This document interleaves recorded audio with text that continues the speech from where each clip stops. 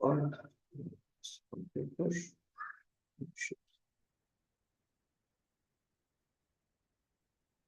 श्री गुरुभ्यो नमः। हरि ओम। ओम शुक्लांबरधरं विष्णुं शशिवर्णं चतुर्भुजं प्रसन्नवदनं ध्यायेत् सर्वविघ्नोपशान्तये। दोर्भियुक्ता चतुर्भिस्फटिकमणिमयीम् अक्षमालां दधाना हस्तेनैकेन पद्मं सितमपि च शुकं पुस्तकं चापरेण भासा कुन्देन्दुशङ्खस्फटिकमणिनिभा भासमाना समाना सा मे वाग्देवतेयं निवसतु वदने सर्वदा सुप्रसन्ना। कूजन्तं राम रामेति मधुरं मधुराक्षरम् आरुह्य कविताशाखां वन्दे वाल्मीकिकोकिलं। वाल्मीकेर्मुनिसिंहस्य कवितावनचारिणः शृण्वन् रामकथानादं को नयाति परां गतिम्। पुष्पदीकृतवाराशिं मशकीकृतराक्षसं रामायण महामाला रत्नं वन्दे नीलात्मजम्। यत्र यत्र रघुनाथकीर्तनं तत्र तत्र कृतमस्तकाञ्जलिं बाष्पवारि परिपूर्णलोचनं मारुतिं नमत राक्षसान्तकम्। वैदेही सहितं सुरद्रुमतले हैमे महामण्टपे मध्ये पुष्पकमासने मणिमये वीरासने संस्थितम्। अग्रे वाचेति प्रभञ्जनसुते तत्त्वं मुनिभ्यः परम् व्याख्यान्तं भरतादिभ्यः परिवृतं रामं भजे श्यामलम्। नमोऽस्तु रामाय सलक्ष्मणाय देव्यै च तस्यै जनकात्मजायै। नमोऽस्तु रुद्रेन्द्रयमानिलेभ्यः नमोऽस्तु चन्द्रार्कमरुद्गणेभ्यः। हरिः ओम्।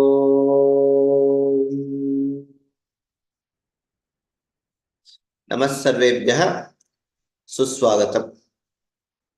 अद्य रामायण संक्षेप रामायणस्य अन्तिमा कक्षा फलश्रुति एव भविष्यति। अत्र किम् अभवत् रामस्य लङ्कातः आगमनात् किम् अभवत् इति एकवारं दृष्ट्वा कति वर्षाः सः राज्यम् अकरोत्, राज्यं कदा किं भविष्यति, राज्याभिषेकं किम् अभवत् इत्यादयः दृष्ट्वा अद्य समापयामः। अपि तु अग्रे यदि यत्किमपि प्रश्नाः सन्ति चेत् अद्य पृच्छन्तु, निवारणं करिष्यामः। यत्किमपि एते प्रश्नाः सन्ति वा, एते के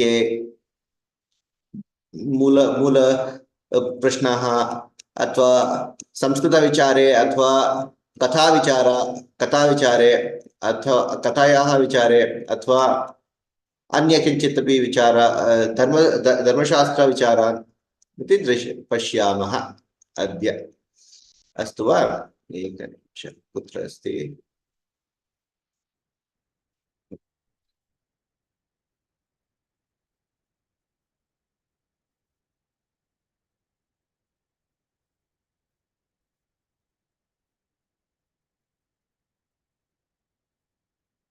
किम् अभवत्?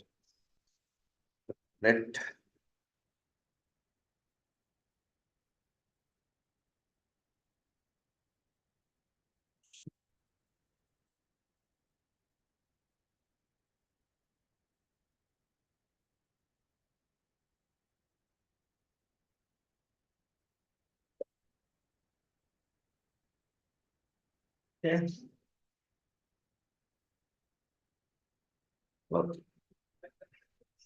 एकनिमिषम्।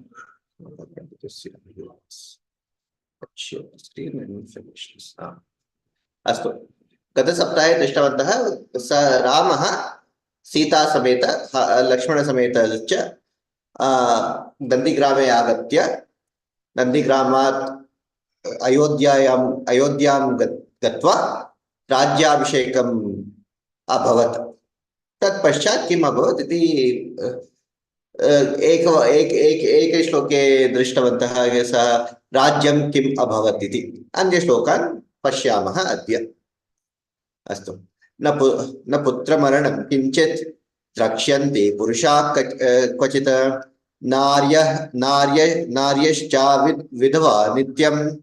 नार्यश्चाविधवा नित्यं भविष्यन्ति पतिव्रताः। न putra maranam kinchit drakshyanti purushaha kvachit. Tatra putrasya maranam, amongst the shoka dukkha of anybody, the highest form of dukkha that has been described in all our scriptures. Sarve kathaha, sarve puranani, sarvasu kathasu. Putra maranam. If you have to see the death of your own child in front of your eyes, that is taken as the highest form of dukkha in all our scriptures. So, in fact, to the extent that Tanabhadra Sutra goes to the extent of saying putra yatra pitaro bhavanti tririshatu duryanta, that is, don't cut that thread till the time my son becomes. Don't kill the. It is between the son and the father. Don't cut that link. Essentially, what it is saying is, don't kill either the father or the son until the time the son becomes a father. That is our Vedic Kashraya. So, to that extent, it is there. So, that's why if anybody is, this is the highest form of no dukkha. Nobody was having any form of dukkha is expressed in this way. In all our scriptures, this is the best way of expressing that this one. Na putra maranam kinchit drakshyanti purushaha kvachit. Nobody had to see had to go through the fate of seeing the loss of their own child. Naryaha cha avidhavaha. Basically, they were not vidva. Nityam bhavishyanti pativrataha, and they are all very, very pious and following all the dharma charana. Okay. So here that pativrataha need not be taken in a literal sense. It's a lot to do with ladies of the house is taken as she is the rightful owner of how the house is run. Whether the family is dharmacharanam kurvanti va nava iti striyaha, that is what the lady of the house takes care of. That she shoulders that responsibility and the right. If anything is going wrong, it is for her to bring it back to that state. So kinchit purushaha kvachit putra marana na drakshyanti naryaha cha nityam avidavaha pativrataha cha bhavishyanti.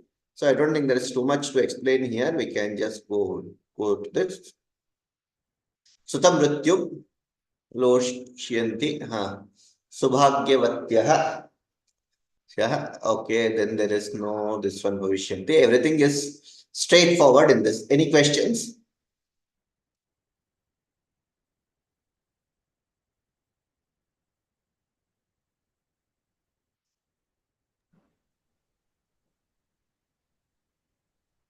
This is a straightforward this one. So janaha kutrachitapi kechana sutamrutyumna avalokishyante striyah satatam saubhagyavatyaha pati anukulaha vatsyanti sma. That is what it was happening.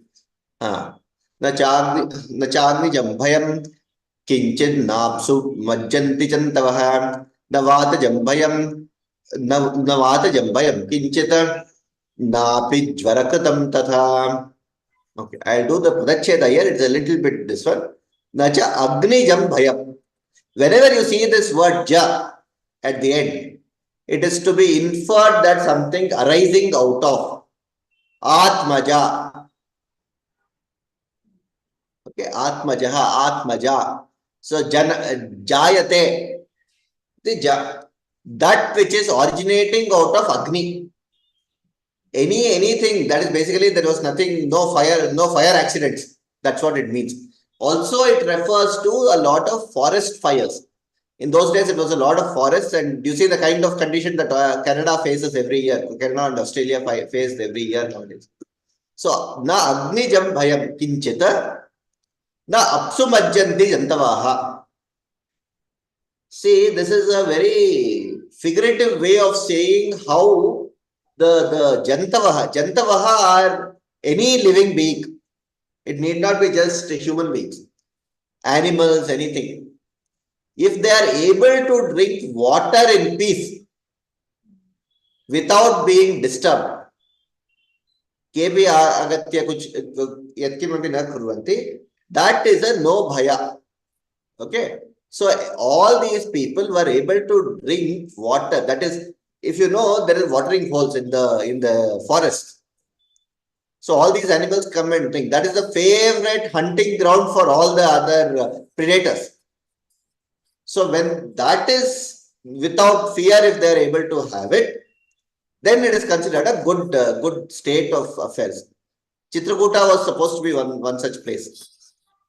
Now, Vata Jambhayam. Vata is Vayu. No pollution threats, so to say, in modern day terms. There was no pollution or anybody was in any this one. Na Jvarakritam Tatha. Jvarakritam is basically you don't have any Sharirika Pida. Na Asam. So that is what came about with this. Jantava nacha Agnijam Bhayam Kinchit na Apsu Majjanti. Na Vatajam Bhayam Kinchit na api Jvarakritam Tatha. Jvara is basically Sharira Pida. Sharira Pida was not there. There is also state this one. Jale Nimagnaha Bhavanti. So in water, if you see, if you are familiar with the river ecosystem and the lake ecosystem, there are multiple fears. Just think of a state where a deer is drinking water or a sheep is drinking water in that river. One, from the land, it can be attacked by any of the predators. That is one way. Another way is there are crocodiles in the water which attack and take away these animals. So that is this one. So this is what they were able to feed themselves very well. So that shows that everyone was minding their own business and happily doing things. So that is what it means. Not that the predators didn't have food. It is just that they were not hunting at a time when somebody was doing their work. It is, please don't mistake it as, okay, there was so-called, everybody started eating grass overnight and then it became, lots of such misconceived thoughts come to all sorts of things. So such things were definitely not happening. Just that they were not doing it in a wrong way. That's all. So Ramarajye Praninaha Agni Hetukam Jale Nimajjanena Akala Mrityu Bhitaha. Nobody had the fear of dying at a time of when they would not die. Okay. Na Anubhavanti. Anubhavanti. Okay. Nachapi Kshudbhayam Nachapi Kshudbhayam Tatra Nataskara Bhayam Tatha Nagarani cha Rashtrani Dhana Dhanyayutani cha Nityam Pramudita Sarve Yatha Krutayuge Tatha Yat. As it was in Tata Yuga, where everyone whoever was doing the righteous things were rewarded. There was no, you didn't have to think too much. So Kshud Bhayam or what is Taskara? Thief. Stealing. Thief. Nobody was afraid of being thieved. So essentially, it is not that there were no thieves. Just that it means that, people, there was enough punishment in the place so that they were all afraid to steal. So people did not have the fear of being robbed. Or even if they got robbed, they knew that they'll get justice. Unlike in today's terms. Okay. Nagarani cha Rashtrani Dhana Dhanya Yutani cha. It was full. It was full of Koshagraha, Samriddhi Shilaha. That's how it was. And everyone were happy. Pramuditaha, Unmattaha. They were not Unmattaha, Pramuditaha, Mudita. They were all contented and happy with whatever was going on. That's how they were. What is this Kshud Bhayam? We'll come to that. Okay. Kshud Bhayam.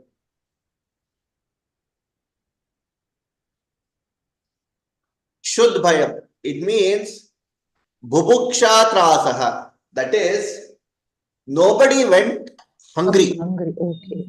Nobody was afraid that you would have to sleep hungry. What will I do? Where will I next meal? Will my next meal come from?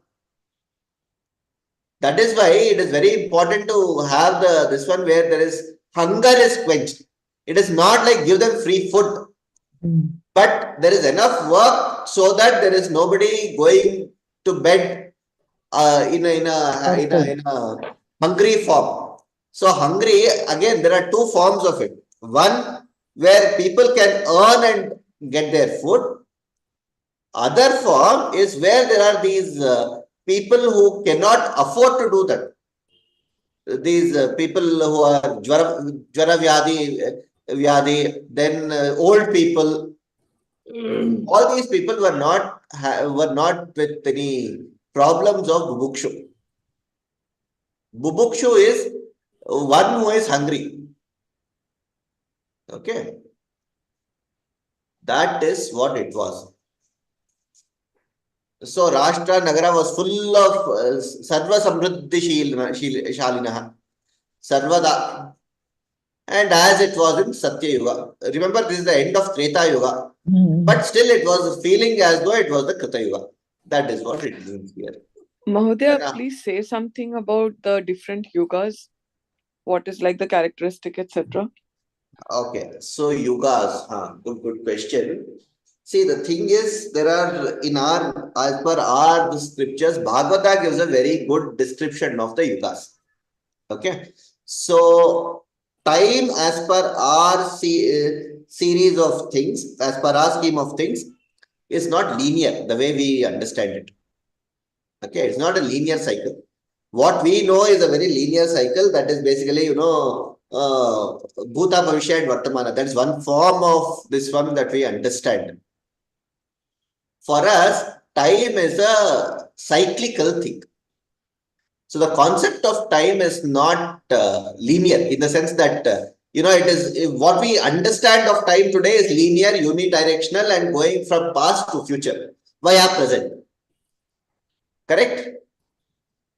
Whereas, if we go by our scriptures, time is supposed to be divided into four, each cycle is divided into 4 yugas. And this 4 yugas constitute one Brahma day. So each yuga, the smallest of the yugas is supposed to be a Kali Yuga. That constitutes about 4,32,000 years. That is what is Kali Yuga. Before that is supposed to be Dwapara Yuga, which is 2 times that of Kali Yuga, 8,64,000 years. Okay. 3 times that is Treta Yuga, which is 12 lakhs and 96,000 years. Okay. 4 times of Kali Yuga is supposed to be Treta Yuga. Treta Yuga or Satya Yuga. That is 17,000 odd years, 17 lakh odd years. So one Yuga cycle for us is 43 lakh something years. Okay. This is supposed to be 1 day of Brahma. Similarly, there will be 1 night. Okay. Then it goes as 100. So after every such cycle, there is going to be Pralaya, and then it starts all over. The next day starts with again Trita Yuga of Brahma. Okay. So if you go by if you have heard what we do as our, what is it called? We do pranayama and then we do the sankalpa. There it comes. शुभे शोभने मुहूर्ते अद्य ब्रह्मणः द्वितीय परार्धे श्वेतवराह कल्पे वैवस्वत मन्वन्तरे कलियुगे प्रथम पादे जम्बूद्वीपे. That is the desha. The Kala version comes Dvitiya Pararde, second half of that Brahma cycle. Okay. Shweta Varaha Kalpe, there is a Kalpa part. Shweta Varaha Kalpa, Vaivasvata Manvantara. Each of these is divided into some 71 Manvantaras. The current one is the 28th Ashtavimshati Tame Yuge. This is the 28th cycle of that yuga, which is the 28th of the 71, and this is the Vaivaswata Manvantara. Next one is probably the Hanumata Manvantara or some such thing is there. It goes on. So basically for us, time is a cyclical thing. So simple concept. And apart from this cyclical thing, each yuga, Krita Yuga, is where the evolution or the start of the yuga happens and everything evolves. So that everything in our scheme of things, there is this six ways of going. Jayate, asti, jayate, vardate, etc., etc., etc. So time also follows that. So it is there, then it follows. There is some things that happen in Krita Yuga. Everything is good, everything is safe, everything is very good, and everyone is dharmachari. There is no damba, darpa, and all those things. Everyone is following all the righteous things. If there is anything going wrong, that will be cleared up very fast. So that is the Krita Yuga. So they say, every yuga, 1/4 of that keeps coming down. So we are currently in the Kali Yuga. So Kali Yuga is expected to have started about 5,000 years ago after Krishna's death. And this has been mapped out. Actually, a lot of it is mapped out because of the availability of the astronomical incidents that have happened in those times. So if you look at it, there are if you look at the Mahabharata war, between the war, there are two solar eclipses happen during the war. So today you can map out between anything between 8,000 BC and 4,000 AD or 6,000 AD. You can map out when all this two eclipses happened in a scheme of in a span of 14 days. So you can map it out and bring some timelines to it. But not everything is fully accurate and fully mapped. That also I should clarify. So in the Kali Yuga, everything was good. Everyone was contented. Everyone was contented the way it is. Then Treta Yuga, certain things got lost. People started doubting each other, let us say, for instance, and started having this Shandari Varga started coming in. Okay, that's why Rama had to come in. Ego was very high. Okay, then came the Dwapara Yuga. We saw the Krishna story, how much he had to manage all around, where it started coming into human beings in very nice forms. Human beings were shielded till the Treta Yuga somewhere.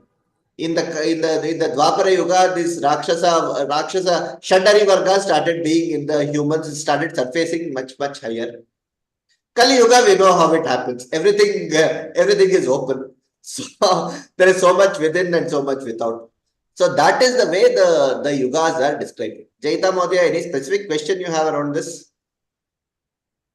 Mahodaya, what is there is something, right, that some cow, something, basically it stands on 4 legs in Krita Yuga, and then each yuga one leg is gone, and then I think Kali Yuga on 1 leg it is standing. Something like that is there.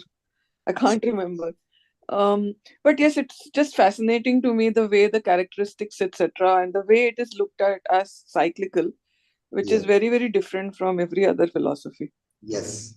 Satya, Dharma, Nyaya, and what is that other thing? Satya, Dharma, Nyaya, and Bhakti. Huh? Bhakti, I think. Not Bhakti. No, Bhakti is there all through. Bhakti is all through. Dharma, Satya, Nyaya, and Niti. Niti, Dharma, Satya, Dharma, Nyaya, and Niti. These are the 4 legs of that cow. Okay. So in each of these, something keeps getting off. Like Niti is following it. Satya here does not mean just the truth the way you and I understand. Satya is the Parabrahma Satya. So the Satya part goes off in the first this one, where in the Krita part. Then Dharma Nyaya goes off in the second this one. Dharma goes off in the third, after the third. We are only standing on Niti. Okay, so that's why so much of this one comes up. So that is a symbolic way of saying it. But essentially, what it says is, you are losing a lot of things from Krita Yuga. So essentially, what Nisha Madhya brought in bhakti. So I think I should clarify why she brought in bhakti. See, attaining moksha in the Satya Yuga or attaining that Parabrahma Vastu or your upasana had to be much more deep, much deeper because your distractions were very low. Okay. So you had to be much deeper in doing it. So Gnana was primordial in those times. So you had to do a lot of upasana, you had to gain a lot of things, Arjuna. Then you had to do a lot of yajna, you had to do a lot of other this one to sort of get even simpler things. Treta Yuga that came down a little. So that's why achara in the Satyuga is supposed to be very high. Okay. Vichara, in fact, not even achara, vichara. Vichara dhara had to be deeply contemplated and done. Then came achara in the Treta Yuga. Conduct and how to do achara and how to go about doing it. Then came the upasana in the Dwapara Yuga. So basically upasana, that's why so much of upasana kept on happening. That's why you see a lot of in Dwapara Yuga, when you read Mahabharata, so many people are so confused about the concept of dharma itself. That each and everything they start attributing it to dharma. To the extent that there is a fight between Arjuna and Yudhishthira. Some small squabble has happened. Basically, this one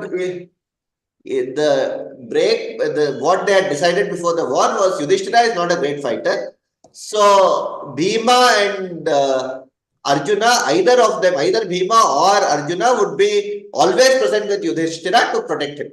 That was the agreement that was there. On some random day, on some random occasion, it so happens they both had to fight in different corners, and both of them could not be there for neither of them could be there for Yudhishthira. So Yudhishthira gets hurt. So Yudhishthira comes back and then he is lamenting. What is this? What use do I have of these two? He is hurt of these two. Your Gandiva is not much use and all. So this Arjuna starts getting angry. How can you tell me anything about my Gandiva? I need to kill you now. Because his vow is that he has taken a vow that, if anybody insults his Gandiva, I have to kill that person. So, this misconstrued concept of dharma was very much there in the Dwapara Yuga. Then Kali Yuga, of course, everything is gone. So your achara, vichara, upasana and all. So that's why the key is bhakti now to reach the marga. Bhakti is the highest marga to attain this. That is what Nisha Mahodaya was mentioning a few minutes back. Mahodaya, and what is going to happen with Kalki? What is going to happen with Kalki? Frankly, I am not the right person to answer that. I do not know. No, you have got so much knowledge about everything. Please share. No. See, it is. See, all these gnana is anubhuti. Pratyaksha and paroksha. Okay. So, frankly, if you get that anubhuti, only that is considered true knowledge. And we are all in that direction to move towards that. So, when will Kali come? When will Kalki come? Who is that Kalki? What form he will come? When it will happen? Is it to happen tomorrow? Frankly, I don't think I'm the right person to answer that because there are so many things going around and I don't want to add to that discussion. I muddle it by adding to that discussion and with my own ideas. Of course, I have some ideas, but then I don't want to muddle it. The thing is that, so to answer that simple question, as I said, time is cyclical. Given that time is cyclical, that is where our Janma and Punarjanma keeps happening easily. Okay, so we'll keep it to that. And time is cyclical, and this is in a lot of ways confirmed by all sorts of scientific ways today also. So if you go by I'll give a very simple example. Have you all heard of what is called time dilation? Anybody who's heard of dilation of time? Einstein's theory of relativity. So, okay, it's a little difficult concept to explain. So let me put it this way. In the center of a black hole, where everything is so dense, There's no concept of time. The concept of time itself does not exist. And that is a perfectly possible state. It is not like it is not possible. Okay, and time is also influenced by the gravitational forces as much as everything else is influenced. So the velocity, the way the time flows is very different in different forms at different stages. So these are deep concepts. So if you were to ask me in terms of Kali, when will Kali come and when will everything go into Pralaya? I am not going to speculate on it, though I have some thoughts around it. Okay, so I'll leave it at that. Okay, Jaita Modia. Mahodaya, when Kali will come, isn't Kali supposed to, like Krishna, like show the way in some way, or is Kali supposed to herald Pralaya? Like, I'm not sure. Yeah. At least that much you will Yes. share, right? Okay, that is the that is clear. That part Puranas give a lot of details around how Kali will come and how Kali will wipe out everything in the after the Kali Yuga. So that is a clear thing. So it is basically Pralaya. It is basically to make sure that everything is wiped out and everything is made clean for the next Sat Yuga to start. That is the concept of Kali. So there are Dashavatara, Kali is the last avatara. And I mean, very allegorically, very symbolically, they're all described. Whether it will happen that way or will it take any other form, my guess is as good as yours. Okay. So yes, it is a Kali is there for destruction. That is not debate. That is beyond debate. Hodaya, Thank if you. you want to say there is a time is real, there has to be an observer.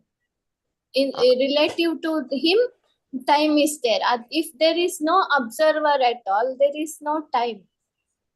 If Very you are good. not there, if you are not present at that time to see, to witness what is happening before or after, now we are present. What we know now is time, but later we don't know. We were there or we will be there later. Depending on observer, we can say whether it is Kali Yuga, Treta Yuga, or whatever. Let's not go so far. I'll give you a simpler thing. Last week I quoted. Last week I think. Yeah, last week no, I quoted. Vishwandarpana Drishyamana Nagari Tulyan Nijantargatam Pashyannatmani Mayaya Bharivodbhutam Yatha Nidraya Yat Sakshat Kurute Prabodha Samaye Svatmanamev Dvayam Tasmai Shri Guru Murtaye Namaidam Shri Dakshina Murtaye. Shankaracharya is one of the best stotras. It is very small, only 8, 9, 10 stotras, but close to 10,000 pages of commentary has been written only on these 10 stotras. Okay, so that's how deep it is. Okay, so Vishwan Darpada Drishyamana Nagari. The whole world itself is just like you seeing yourself in the mirror. It is just a mirror. It's a reflection of you. That's what it says. Yatha sakshat kurute prabodha samaye. Atmanameva dvayam. When you have a dream sleep, you manufactured so many things in your dream, no? So essentially it is saying you are the one who is manufacturing everything and you're in some sort of a dream. You wake up and everything will be okay. So the time is just a component of it. There's a time component, there's a space component. Right? Then come the other materials, the Panchabhutas. So if you look at it from that perspective, what it will tell you is that time is just a component. Okay, another way to understand this. We all have a concept called mind. And it's a set of thoughts. It's a bundle of thoughts. Correct? Can any thought be in the present?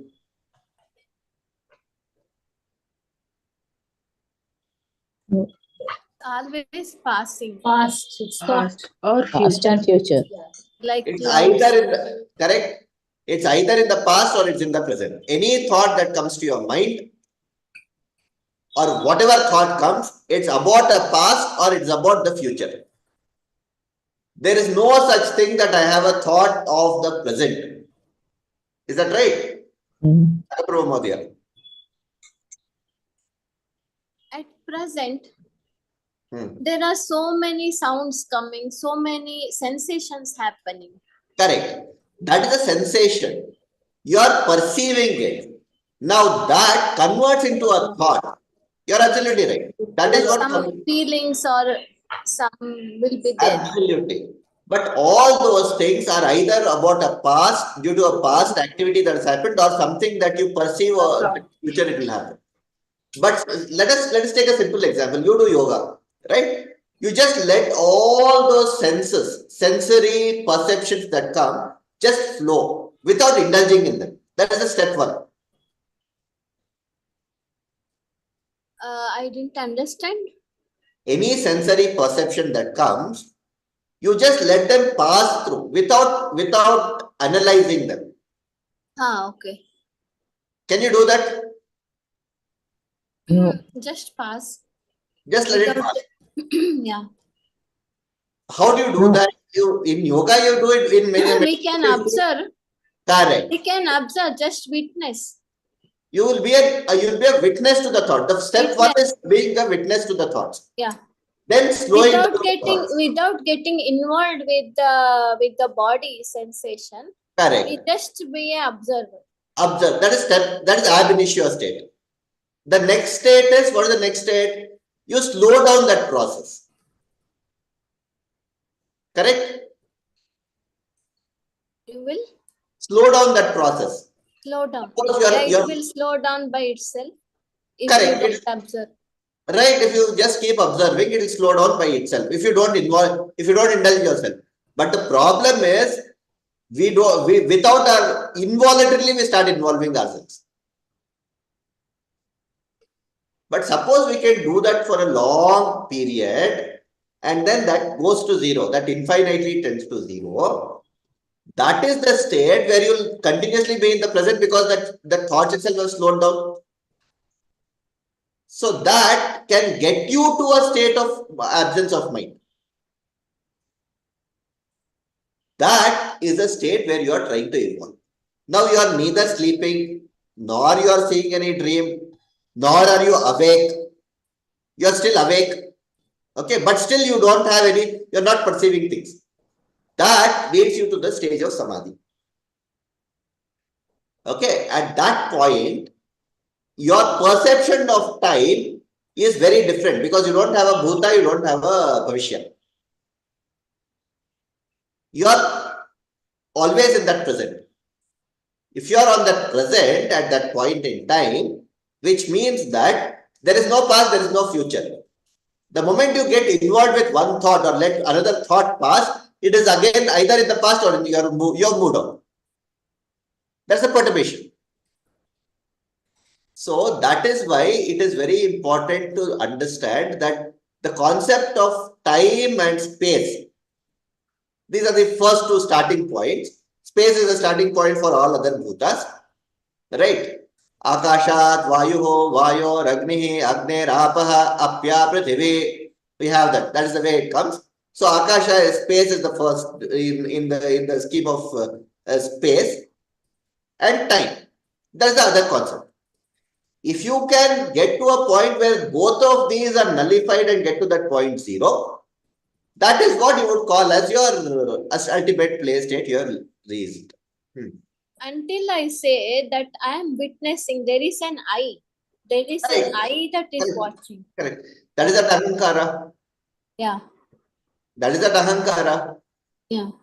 So if that ahankara has to melt out, that's why I said that mind goes to the state of no mind, infinitely goes to, asymptotically goes to that point of zero. That I has to dissolve out completely and move out. That I and whatever is outside is one and the same. So the moment you associate that I, that thought will keep coming. The moment it comes, yes. That is the first step ingredient to start the thought. Okay, this didn't happen to me, past. That is happening to me, future. This is because that will lead to some result. This should not have happened to me. How can this happen to me? Mahodaya, sometimes that feeling does dissolve. Like sometimes when one wakes up from a deep sleep, for a time you've forgotten, right? where are you? Who are you? So for a Absolutely. brief time, that sense has dissolved, but then again it rushes back. Correct. So that's exactly the reason why people say, sleep over it. Good, bad, anything happens, sleep is your best medication for most of your illnesses. Any illness, sleep takes away a lot of it. It's another issue that whether you get sleep or not, how you get that sleep is very, very important. Okay. So getting yourself to sleep is what dissolves a lot of things. Similarly, time. Time can heal a lot of things. Time itself is the greatest healer. Okay. So that's how the whole concept of time and space comes about. So yeah, as I was saying, so kamayata bhausyam pita yeti satapo tapyata. In that scheme that comes time and then space and all those things come. So the time is one concept, space is the other concept through which all the other material things get created. Okay. So these are two critical elements for the creation process itself. So you need to nullify that process to get over this process and say, okay, I will attain that samadhi. Hope that clarifies things. Any other questions? Mohdaya, Very nice. please do Dakshinamurti Stotra, one more thing. You said, right? Like we were asking for what all we should do next time. Oh, So okay. this No, is one more Dakshinamurti Stotra. one redemption. No, there are better people who have done Dakshinamurti. I think my guru has done Dakshinamurti Stotra. I'll point you to those videos. That is the best video to go through.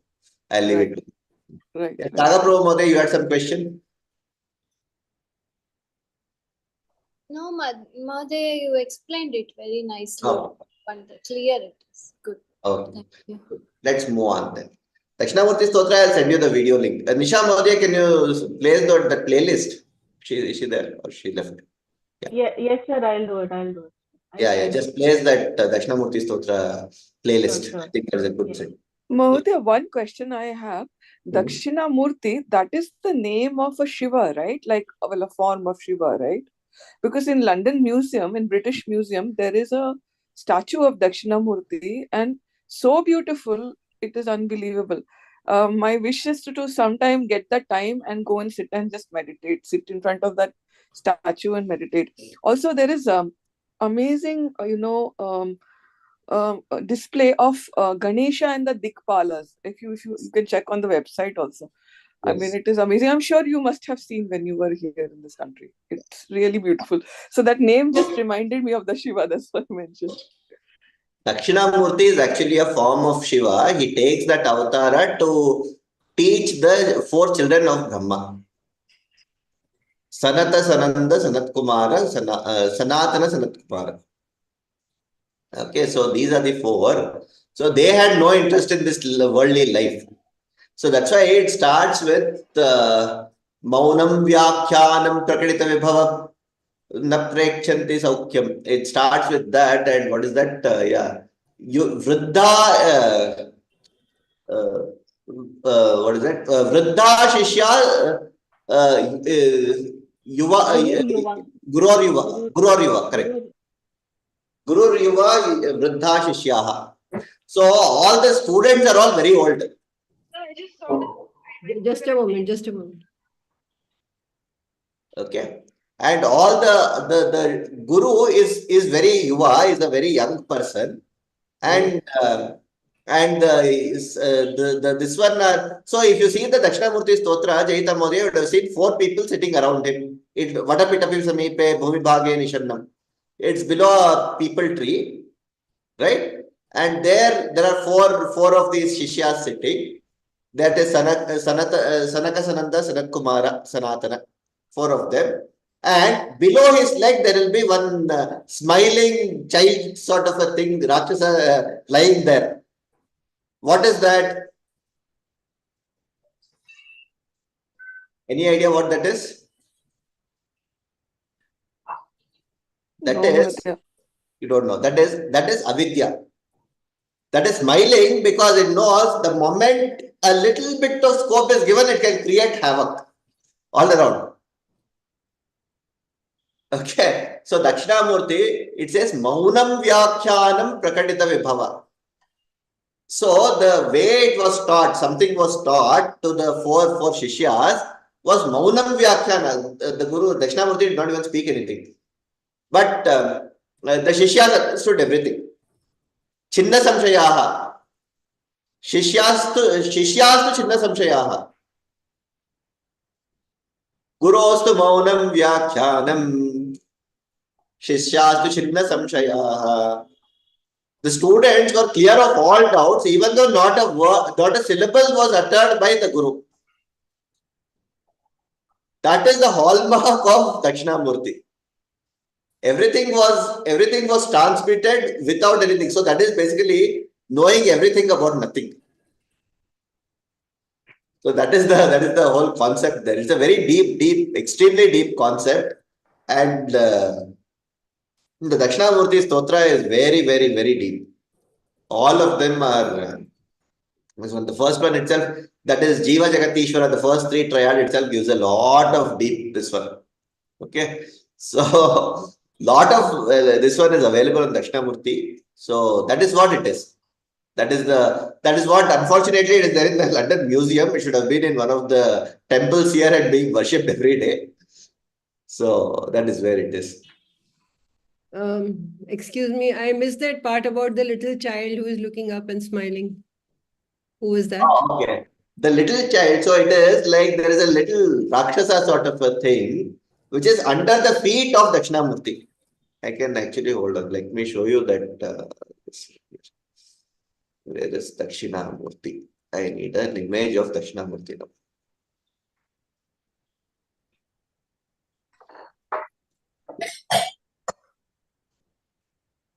This is a good image.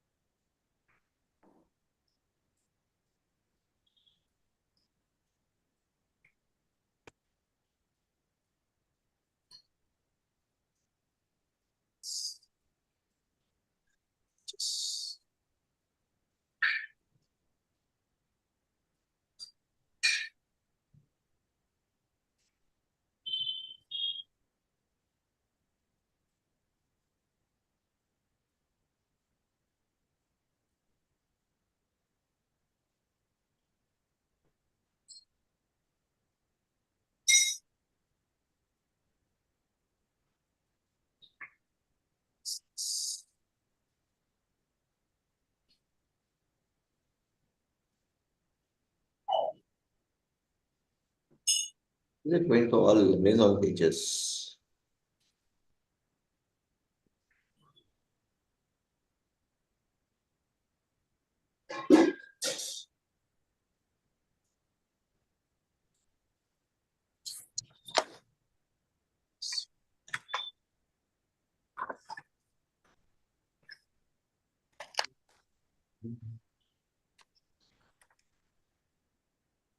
Chinna Samshaya. Let me all this.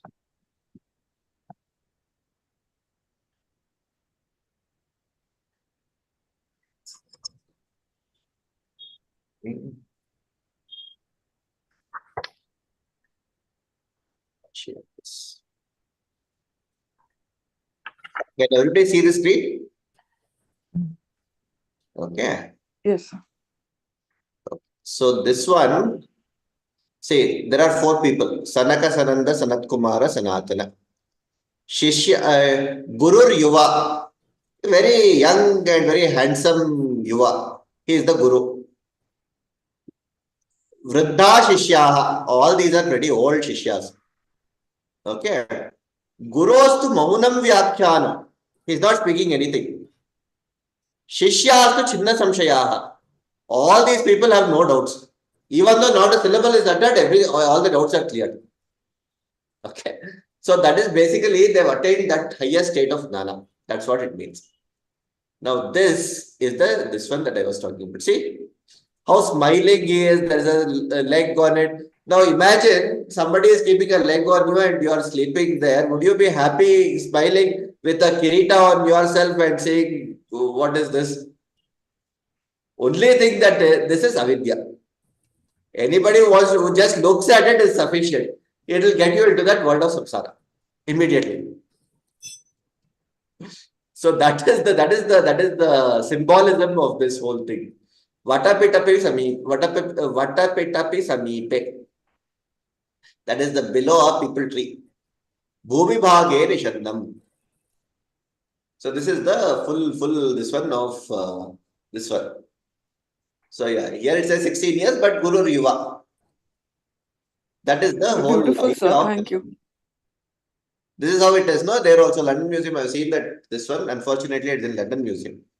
That is all. Okay.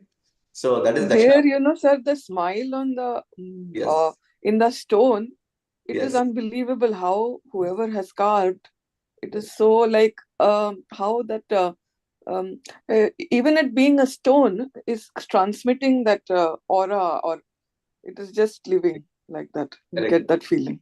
You really want to know what is the power of that smile? I'll tell you something. Right.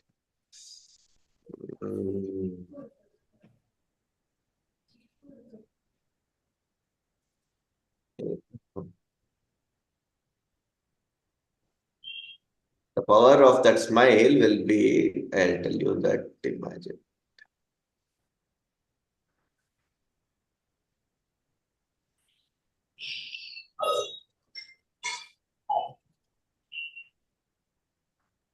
Indavalli.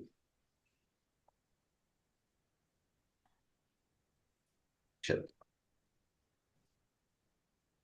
I'll just give you what the power of that smile is. Comes in Taittiriya Upanishad. What that smile will mean.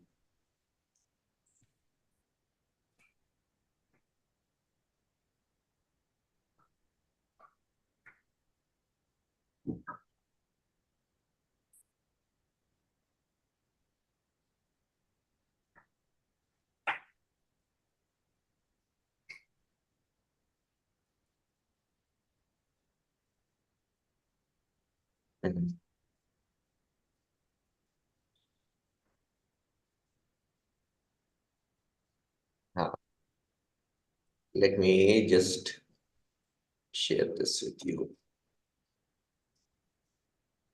You can see this. I'll just chant this for a minute and then I'll chant it from here.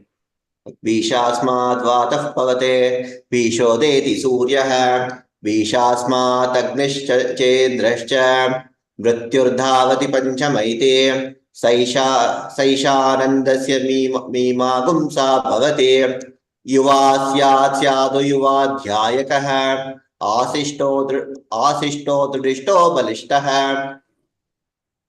तस्येयं पृथिवी सर्वा वित्तस्य पूर्णा स्यात् स एको मानुष आनन्दः ते येषां शतुं मानुषामानन्दाः स एको मनुष्यगन्धर्वाणामानन्दः श्रोत्रियस्य च कामः तस्य ते ये शतं मनुष्यगन्धर्वाणामानन्दाः स एको देवगन्धर्वाणामानन्दः श्रोत्रियस्य च कामः तस्य ते ये शतं देवगन्धर्वाणामानन्दाः स एकः पितॄणां चिरलोकलोकानामानन्दः श्रोत्रियस्य च कामः तस्य ते ये शतं पितॄणां चिरलोकलोकानामानन्दाः स एक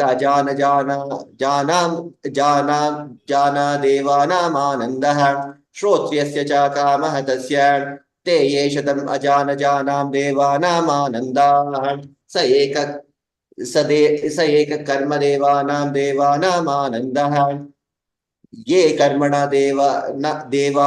देवानपि यन्ते श्रोत्रियस्य च कामः तस्य ते ये शतं कर्मदेवानां देवानामानन्दाः स एको देवानामानन्दः श्रोत्रियस्य च कामः तस्य ते ये शतं देवानामानन्दाः स एक इन्द्रस्यानन्दः श्रोत्रियस्य च कामः तस्य ते ये शतम् इन्द्रस्यानन्दाः स एको बृहस्पतेरानन्दः श्रोत्रियस्य च कामः तस्य ते ये शतं बृहस्पतेरानन्दाः स एकः प्रजापतेरानन्दः श्रोत्र्यस्य च कामः तस्य ते ये शतं प्रजापतेरानन्दाः स एको ब्रह्मण आनन्दः श्रोत्र्यस्य च कामः तस्य स यश्चायं पुरुषे.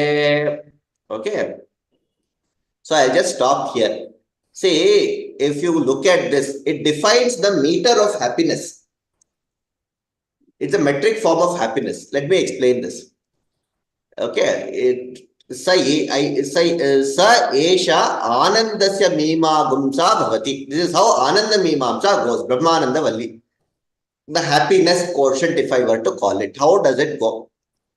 Yuva Syat, one who is a Yuva, a very young, dynamic, tall, dark, handsome fellow, if you want to call him that way.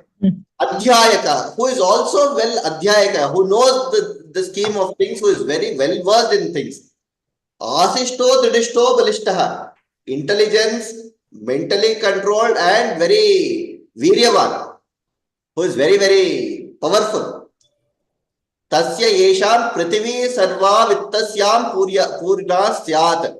One who is full of all the riches of this earth that can be endowed on this planet. He has so much of land, he has so much of, you can't imagine something more than that. He is full of that. If you call that as one Manushya Ananda, that person will have some level of happiness. No, he'll be contented. He is not fighting for a flat or a 50-80 site or a 800 square feet apartment or a 800 acres of land or anything. He has everything given. He has everything with him, and he can defend it because he is with all the asishto, dridishto, balishta, intelligently as well as with yukti, shakti, everything he can defend himself. Okay. If you call that person's happiness quotient as 1, that is 1 unit of happiness. You can call that as 1 unit of happiness. Then, shrotyasya cha akamaha tasya, one who is without any desires. This person is fulfilled his desire. This is a person who has fulfilled all his desires, basically. That is 1 unit of happiness. Okay. And he is akamaha. He does not have any more desires. If you call that as 1, this one, 100 times that, 10 square. Te ye shatam aja. So that is called one Manushya Ananda. Sa eko Manushya Gandharvanam Ananda. Wait, where did this go? Yeah. Shatam Manusham Ananda. 100 of such Manushya Ananda is one Manushya Gandharva Ananda. Okay. 100 times that. If that is also something that where his desires are purified, 100 such things goes to Deva Gandharva Ananda. So that is 100 square now, 10,000. Okay, just keep a count. 110 to the power 4 so far. Okay. From here, another 100. That is one Pitrunam Ananda, 10 to the power 6. Okay. Then Chiraloka Ananda. Then 10 to the power 8, Ajanajanam Devanam Ananda. Okay, 10 to the power 8 or 10 to the power 10, I think. This should be 10 to the power. Okay, 10. Okay. Then another 10 to the power 12, another 100. Goes to Devanam Ananda. Karma Devanam Ananda, then Devanam Ananda. This is about 10 to the power 14. Okay. Then 10 to the power 16.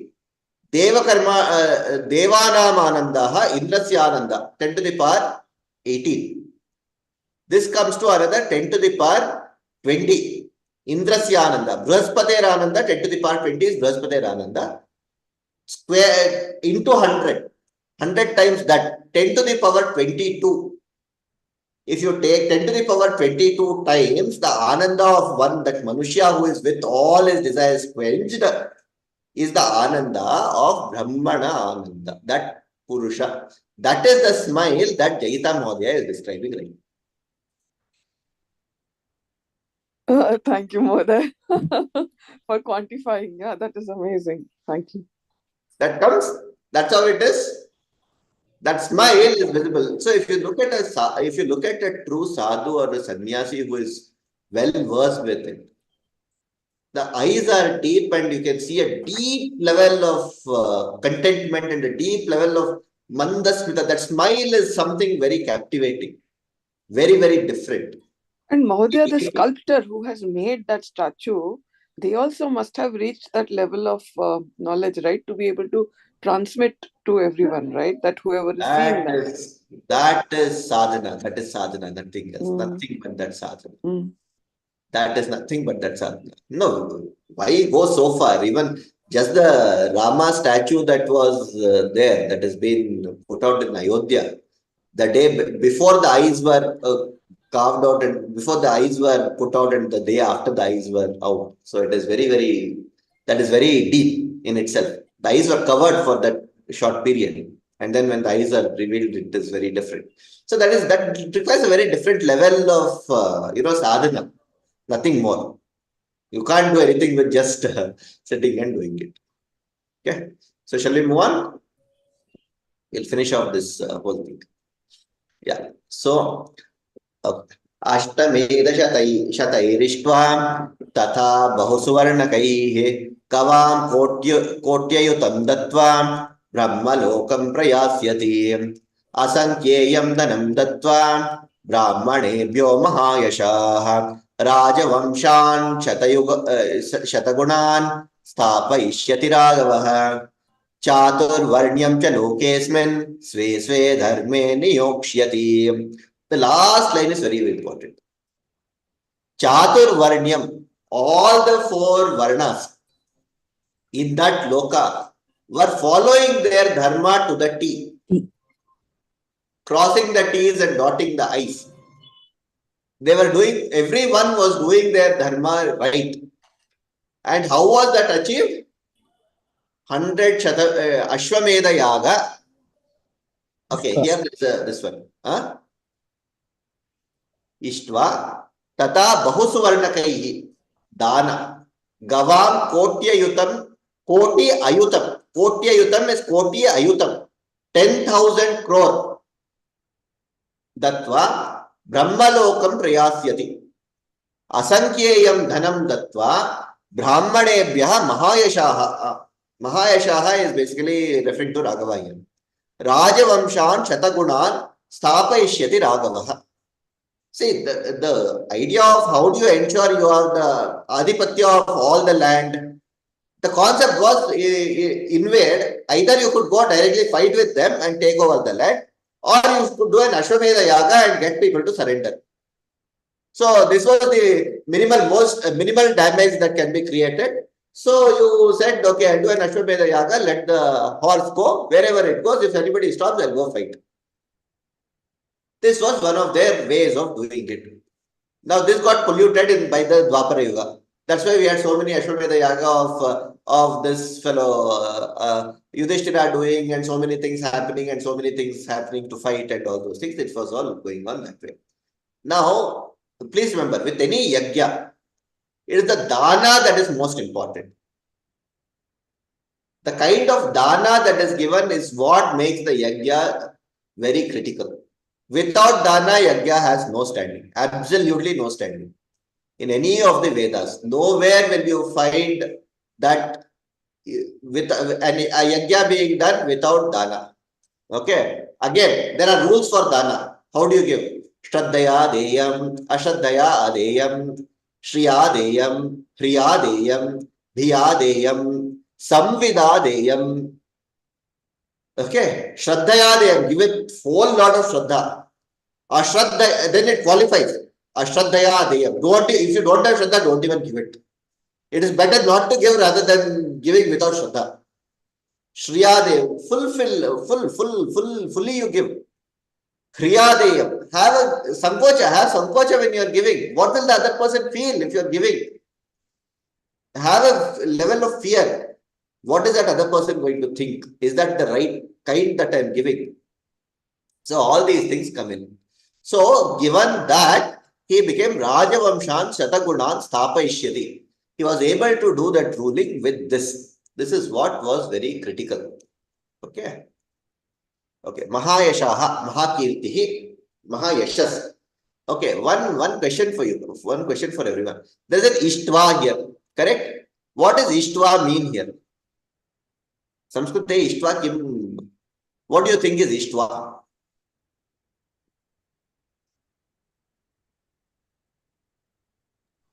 Doing or performing? Performing is Ishtva. Ishta. We all know what is Ishta. Ishta means something that is desired. Desired. Correct? Ishtva. Happily doing. Happily doing. Right? Ishtva. That is what it means, right? But okay, let me show you this. The funny part here. Ishtva. Good. So where is Ashtadhyayi? My favorite.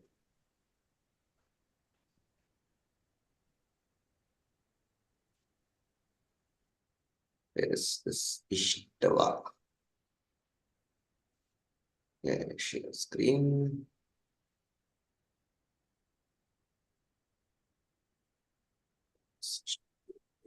It's not my time.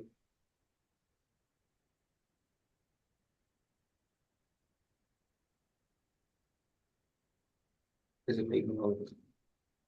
Ashtadhyayi. Okay. Ishtva. Let's come. Did it come? No, it's slow.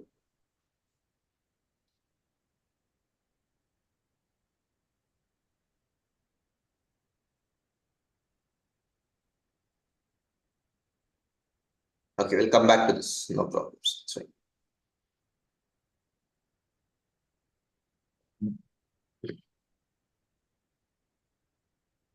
So this is a very straightforward thing. Yatha Shastram Samarpya. They gave it all with Vidhi Purvakam, Raja Kulani. Okay. Shataguna Vriddhi Purvakam Pratishtapayishyati. Yah samsare Chaturvarnan Sve Sve Acharan Anugranti. Mahakirti Ramaha Bahubhi Ashwamedaihi Prachura Swarna Prayogaihi Yagaihi Yajanam Vidhaya Dhenunam Dashasahasra Koti Sankhyaakaihi Aparigananiyam Dravyam Vidyavadbhyah. All those people who were Viprabandhus were given that. Okay. Then all the Brahmanaha Viprebhyah Yatha Shastram Samarpya, giving it with wholeheartedly giving it. Yeah. Now let me show you what Ishtva means. Okay.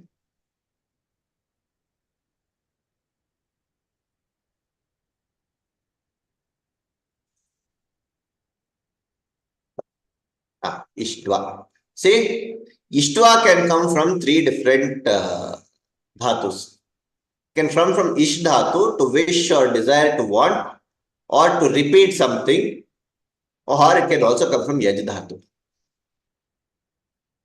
What is the best thing in this that we should take?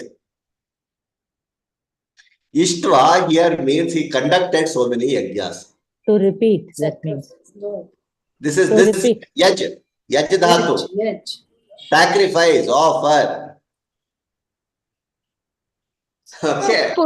Yeah, but then he did 100 Puja, yajnas, means he repeated that yajnas. It could also mean that, right? No, there is no word yajna used here. No, where is the yajna word? Ashwamedha is written there, no? Yeah, Ashwamedha is written there, but nowhere is it. Ashwamedha Shatairištva. Shatai Ishtva. Ashwamedha Shataihi Ishtva. Tata Bahusvarnakaihi Ishtva. Okay. So here this will be taken. This has to be taken with. It has to be taken as Yajna. Yajna. Pujayitva. It is like Pujayitva. Yes, Pujayitva also creates that problem. Yes, you are right.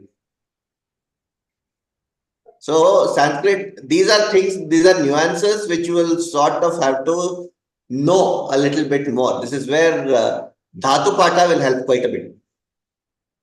Contextually understand. Okay. So knowing the dhatus will help quite a bit in knowing these things. That means he did only one Ashwamedha Yaga. That No, means no, no, Shatai no, no, means no. 100. Shatai is 100. 100 he did. Correct. Shataihi ishtva yajya kritva yagyam kritva. Okay. Shataihi Ashwamedha Shataihi yagyam kritva. That's what it means.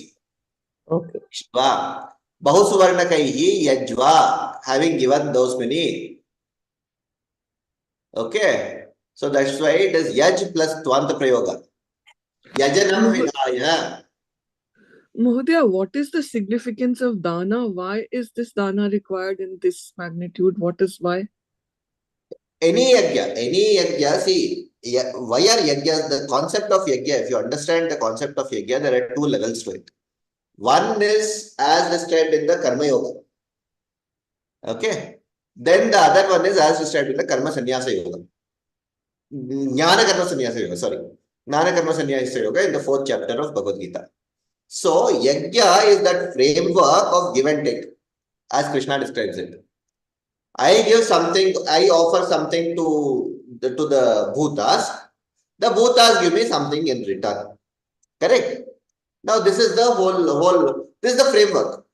In this yajna framework, you do it. Ishta you go milk your cow of desire in this framework of yajna. That is what Krishna has said in 3rd chapter. Ishta whatever you wish for, go get it. Through this framework called yajna, you give it to them, they will give you whatever is needed. Now, to do this yajna, there is a framework. How to do this yajna?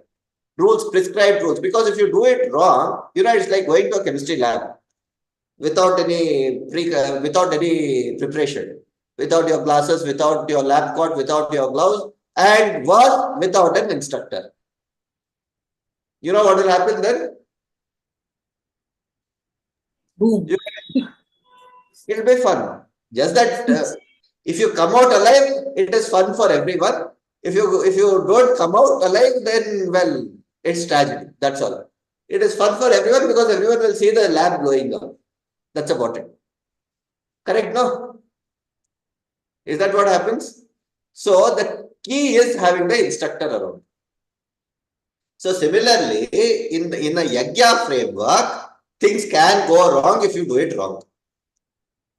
Lots of things. There are lots of examples in all our Puranas how things can go wrong. You don't need one or two or anything. One udatta uttered wrongly can do a lot of things. Can do a lot of mayhem. So that creates the problem. So that is why you need the set of Purohita, or who are called the Ritviks. So the Ritviks do that. So to do that Ritvik, the concept of doing that Ritvik, whatever you do, you need to express that gratitude. So that is where you give a lot of dana.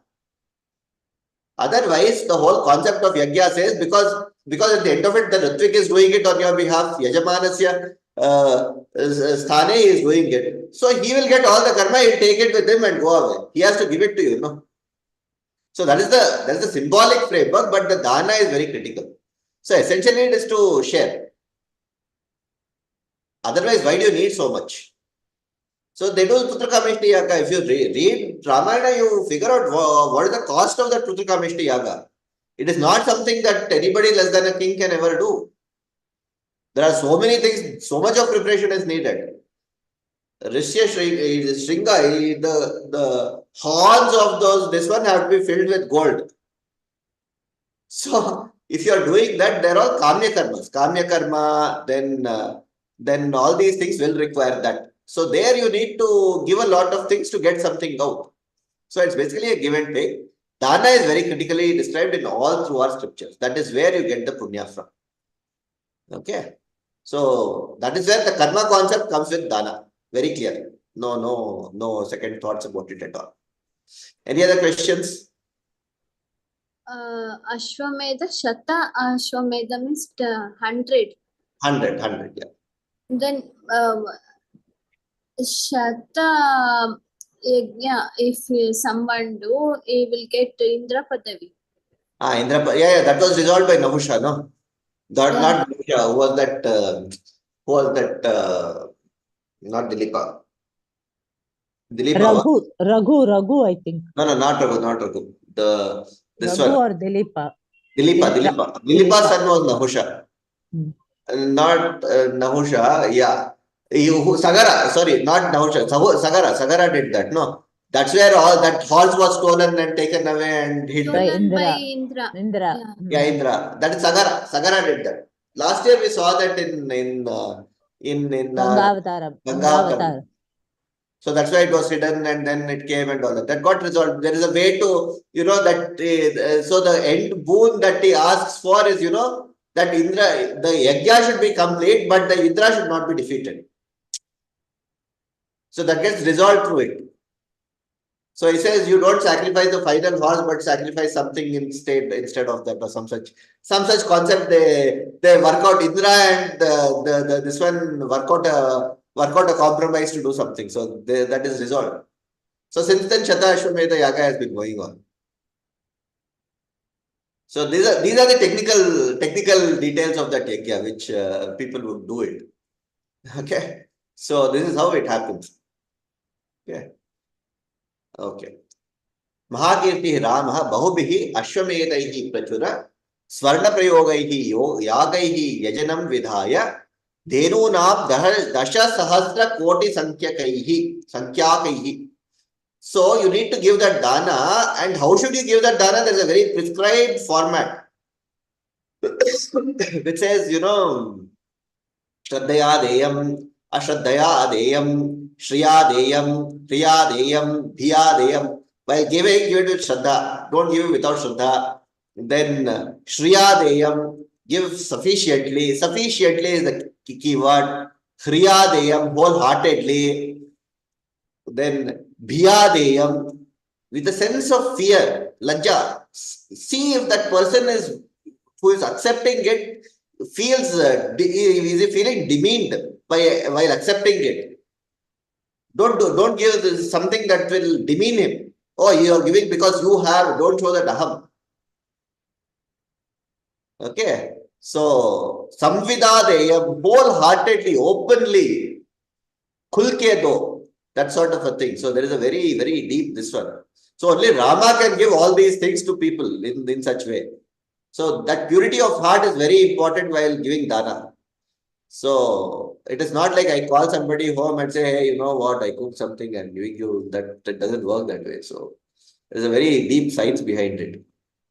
Okay, let's move to the 97th, last 4 shlokas. Dasha Varsha Sahasrani, Dasha Varsha Shatani cha, Ramo Rajyam Upasitva Brahma Lokam Prayasyati. So it is very clearly mentioned here. So I think there is a whole lot of debate and nonsense discussion going on around Rama committed suicide and all such nonsense. So I think that goes for a toss. Of course, I can't make out what Dasha Varsha Sahasrani and Dasha Varsha Shatani means. Sure. So Dasha Varsha Sahasrani is 10,000. Sahasrani is 10,000. Dasha Varsha Shatani, 10 into 100. That is 1,000. 11,000 years. I don't know how to what sense to make out of this 11,000 years. So don't ask me, I don't know. Simple. Okay. Rama Rajyam Upasitva. He ruled for these many years. Brahma Lokam Prayasyati. He went to Swarga Loka. That is what it means here. Yeah. Raghavah Dashavarša Sahasrani, Dashavarša Shatani, Samrajyam Samsevya, Brahma Lokam Bhavishyati. This is the end of Ramayana also. This is the end of Ramayana. From here, this is the Phalashruti. Idam pavitram papagnam punyam vedaischa sammitam yah pate dramacharitam sarva papaih pramuchyate. One who does this, sarva papaihi, he is absolved of all papas. So last 3 shlokas are just Phalashruti, nothing very this one. Punyam, this is with Punya. Papagnam, one which can take away all the papas. Pavitram, Papagnam, Punyam, Vedaihi cha Sammitam. One which is as per ordained in the Vedas, one which is not in contradiction to the Vedas. It is full of that Of course, nothing is in contradiction to the Vedas, but it is full of. That's why Mahabharata is called the Panchama Veda. Yeah, atra nasti, tatra kutropi nasti, atra kutropi nasti, atra nasti. That is this one. Yatra kutro asti, atra api atraiva asti. Some such shloka is there for Mahabharata. So one who reads that sarva papaihi pramuchyate is absolved of everything else. Kalusha haram punya pradam vedaihi anumoditam, which is filled with the Vedic knowledge. Ramasya katham patishyati sarvaihi agaihi abhavati. Sarvebhyah papebhyah muktah bhavati. One who reads it with full understanding and deep understanding. So all of you are absolved of all this one from the one. So good for you. So Thanks, Dean. You too, because you have also taught us. yes, every one of us have participated. So this is just, this will be too much to say that we are all in this one, but yeah, this is some. Okay. Yeah. Yeah. Yetadakhyanam ayushyam patana patanat Ramayana patan Ramayanam naraha saputra pautra saganaha pretya swarge mahiyate. So basically this is what happens after you die. If you have read it with he will stay with the putra pautra and in the swarga, and such nice way to encourage people to read Ramayana. Yeah. Ayur Bala. It should be Ayur. Sorry.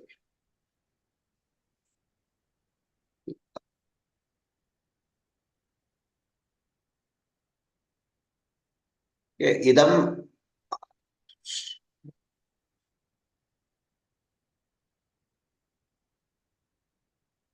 Yeah. Ayur Balur Hetu Bhutam. Katham Ramasya Ayanam Adhiyanah Janaha Putra Pautradi Santati Bhi Saha Sabhritya Bandhu Asmat Lokat Gatva Swarga Loke Punjate. They will be worshipped there and all. That is so yeah. Patan Dvijo Vaga Rishabhatvamiya. Patan Dvijo Vag Rishabhatvamiya. Syat Kshatriyo Bhumipatitvamiyat. Vanijjanah Panya Phalatvamiyat. Janasya Shudropi Upahatvamiyat. So, okay, one interesting thing here. So, this is basically defining for all the four Varnas what they will get. This is the Phalashruti again. If the Dvijas read it, they will become Vakpatuho. That is basically, in those days, that is the Veda, and Vak here is Veda. Veda Rishabhatvam, Rishabha, Purusha Rishabha. Krishna keeps calling Arjuna Purusha Rishabha, no? The one who is well valored in that. Rishabha is for us a sense of epitome of something. Vak Rishabhatvam, Iyat, Syat, Kshatriya, Bhumi Patitvam. He is the owner of all the bhumi, if he is a Kshatriya. Vadik Janaha, Pada. Pada is basically this gold coins. Pada Phalatvam, Iyat, Shudrahapi Mahatvam Iyat. He becomes famous. Shudrahapi becomes famous. Now, this is where I want to bring out that where is this concept of Shudras not being educated? So they were all reading Ramayana, they were all reading Mahabharata, and they were all this one. So I have no idea where this whole concept of they are being uneducated comes from. So I'll just leave you people with that thought. Okay, because it's clearly this is coming in Ramayana. This is the Shadashloki itself, and it's not just here. Even in Vishnu Sahasranama Phalashruti also it comes. So they have everything. They can do pretty much all these things. There is nothing that is preventing anybody from doing anything in this culture. So that is something I want to very clearly bring out. Yes, there are some rules and norms of who is the Adhikari for Vedas. That's a different story. I'll not dispute that. That is there. Adhikari for the Veda, because that requires a lot of Anushtana. But where there is no Anushtana required, where there is no discipline required, anybody can do anything. So where is this concept of illiteracy being, there was no concept of illiteracy in that parlance. So we'll leave it with that. Okay. Vipraha adhiyanaha. Okay. Vakpututvam. This is all. I'll just put it with this. Vipraha adhiyanaha yadi vakpututvam kshatriya kulotpannaha prithvi Ishwaratvam. Prithvi Ishwaratvam is Prithvi, you are Adipati of the Prithvi. Vaishya Dhanadhanya Vriddhim. Because that's what they will want. Shudra Vyakti Shreshtatam Prapnuyat. Iti Sampurnam. Okay, let me just. Om Ityashe Srimad Ramayane Valmiki Adikavya Balakande Prathama Sargaha. With this, we finish Prathama Sarga of this Srimad Valmiki Ramayana. Thank you very much. So Prashnaha santi se kripya pritchantu. Yatkimapi, whatever little I know, I probably done. Mahodaya, on the 93rd shloka, there was a appi or apaha, appihi. You put it as ups. What is the difference between the apaha and upsu or up? Very good question. Very, very important question. Let me go there first.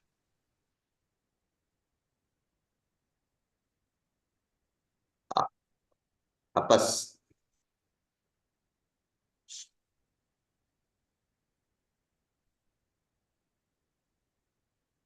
Yeah, here, no? Apsu. Where is that? Here, 92nd shloka. Is it sakaranta pullinga shabdava? Sakaranta pullinga shabdava. Which one? Apsu. Apsu. Apsu. Apsu is here. Apsu. Here, no, this one. This is Pakaranta Shabda. Up. Okay. It's Adhikarana. It is Apsu. Bahuvachana. Saptami Bhakti. What is the difference between apaha and up? Apaha and up. Very good. For that, I'll have to open Samsadhini for you and show you what that means. Because if I just delete.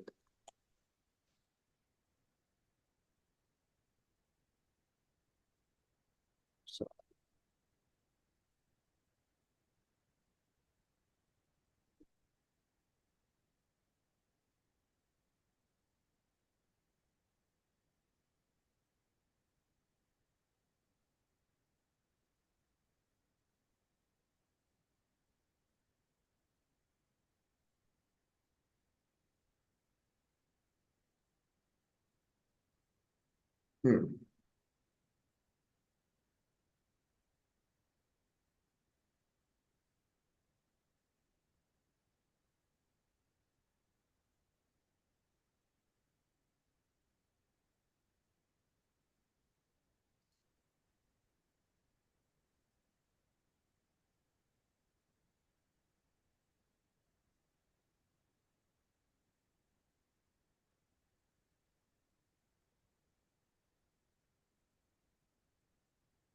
See, there is a concept of Dvilinga Padani. This with two lingas, multiple lingas. Dhenu or not dhenu. Go is another word. Okay. It can take both Pulinga form, Strilinga form. Okay. Similarly, it is up. When it is up, it is Strilinga. Apaha, apaha, abdihi, abdyaha. There will be no ekavachana, dvivachana in this. Because it's a flowing thing. You can't qualify it as, ekavachana, up and apasa, apaso and all those things. Apam, apsu, saptim. Okay. Now, apaha, that comes as napunsakalinga pada. So let's go to napunsakalinga pada. Apaha. Say apa, apasi, apamsi. If it is a strilinga, that's where it's very important to know that dhatu or anything for that matter is derived from Shakti and Purusha. Okay. So if it is up, strilinga, you don't have vachana. Shakti cannot have vachana forms. It can only have vibhakti forms. Right? Shakti is flowing. How will you quantify a continuous thing into ekavachana, dvivachana, bahuvachana? But if you have to quantify 3 units of water, okay, or 1 unit of water, so for that you need a Napunsakalinga form.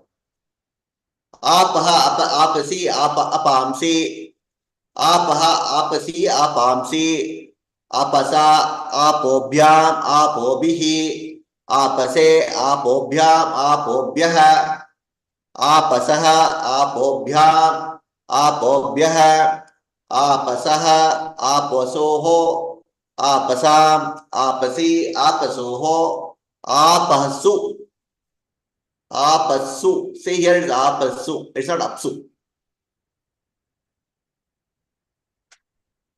Okay, so let's say there are droplets of water.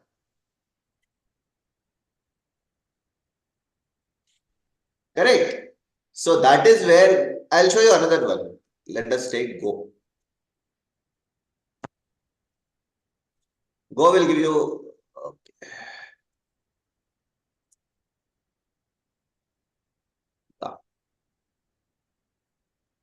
This is another thing.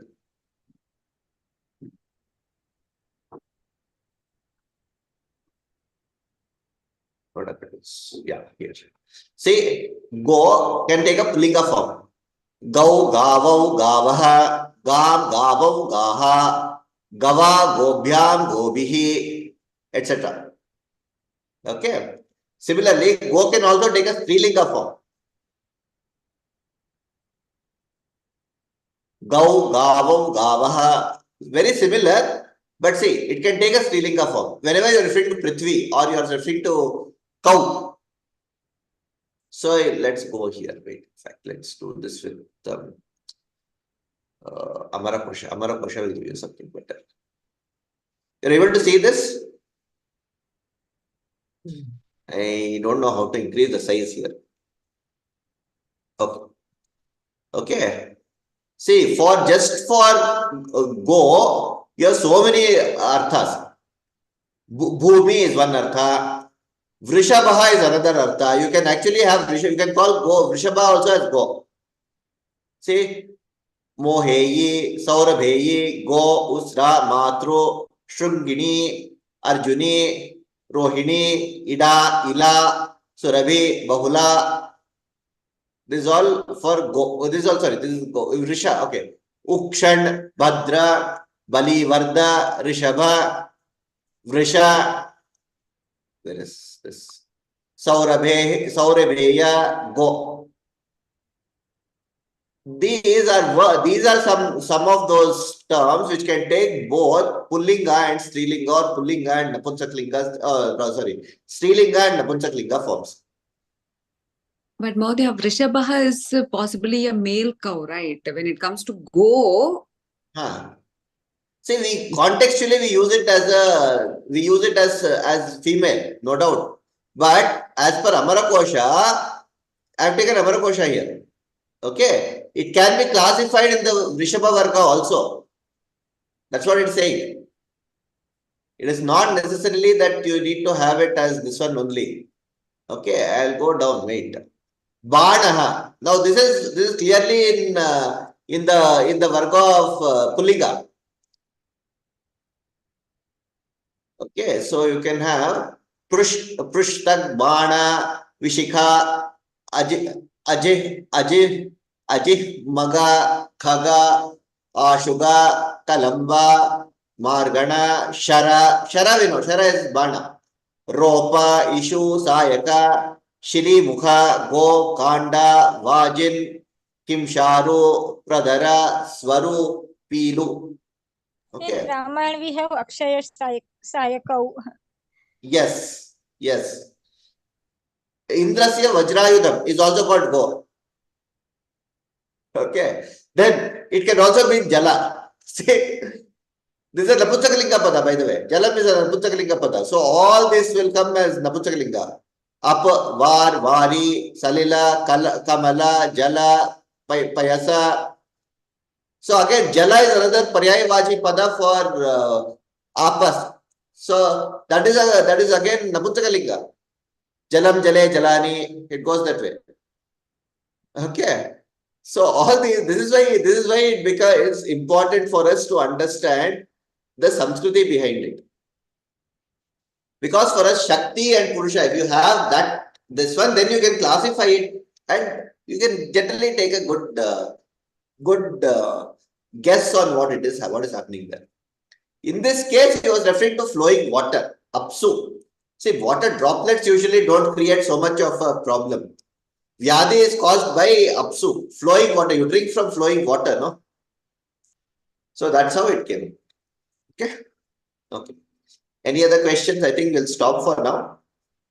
Okay. I'll do the Mangalam, Ramayana Mangalam for this session this year at least once finally. Om Swasti Prajabhyah Paripalayantam Yayena Margena Mahishah Go Brahmanebhyo Shubhamastu Nityam Loka Samasta Sukhino Bhavantu Kale Varshat Parjanyah Prithvi Sasishalini Deshoyam Shobharahitah Brahmana Santu Nirbhayah Aputra Putrinas Santu Pautrinah Adhanath Sadhanath Santu Jivantu Sharadam Shatam Shunvan Ramayanam Bhaktya Sayati Padameva Sayati Brahmanasthanam Brahmana Pujyate Sada Harihi Om